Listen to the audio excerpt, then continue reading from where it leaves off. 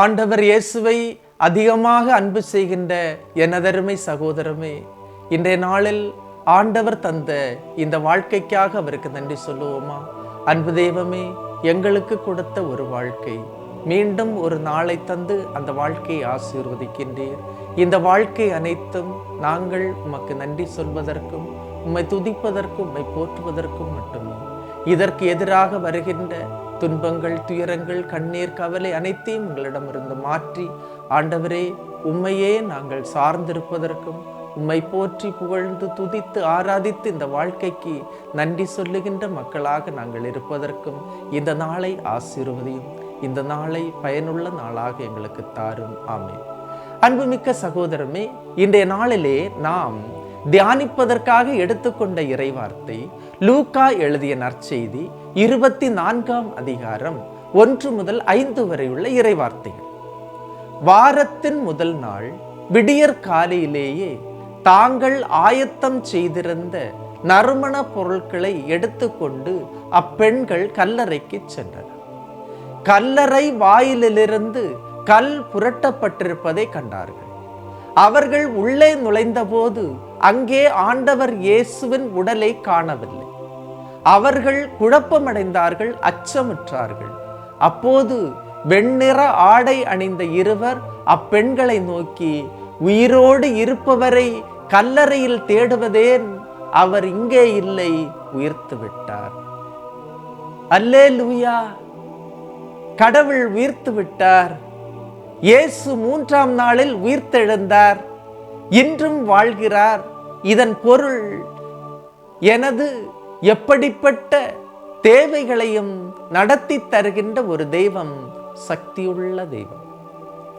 நான் அழுதால் என் கண்ணீர் துடைக்கின்ற தெய்வம்.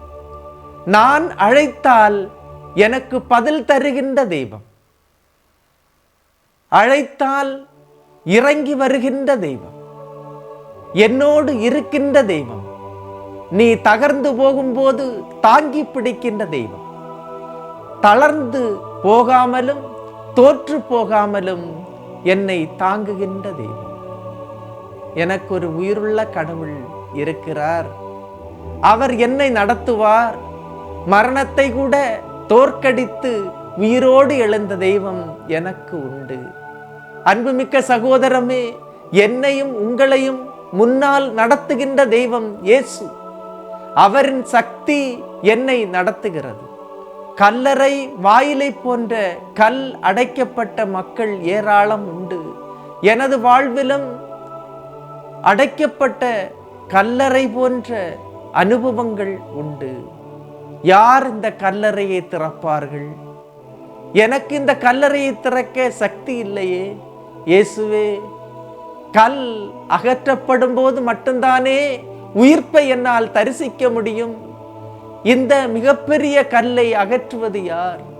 உயிர்த்த ஆண்டவரை நான் சந்திக்க வேண்டுமே. உயிர்ப்பின் அனுபவத்தை பெற வேண்டுமே. எனது வாழ்வில் விடியலாக மாற வேண்டுமே.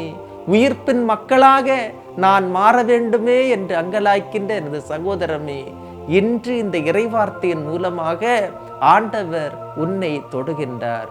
உனது வாழ்வில் தடைக்கல் ஒவ்வொன்றும் அகற்றப்படும். அகற்றப்பட்டு உன்னை உயிர்ப்பின் சக்தியாக உயிர்த்த கடவுள் தனது அனுபவத்தை தந்து உன்னை வாழ வைப்பார். ஏனென்றால் உயிர்ப்பின் சக்தி இந்த உலகின் சக்தி அல்ல, அது விண்ணுலகின் சக்தி. இந்த மண்ணை வெற்றி கொண்டது அந்த விண்ணகம்தான், அந்த உயிர்ப்புத்தான். ஆண்டவர் இயேசுநாதர் உயிர்த்தார். எதையும் தன்னுடைய பாதத்திலே வைத்துக் கொள்ள முடியாது.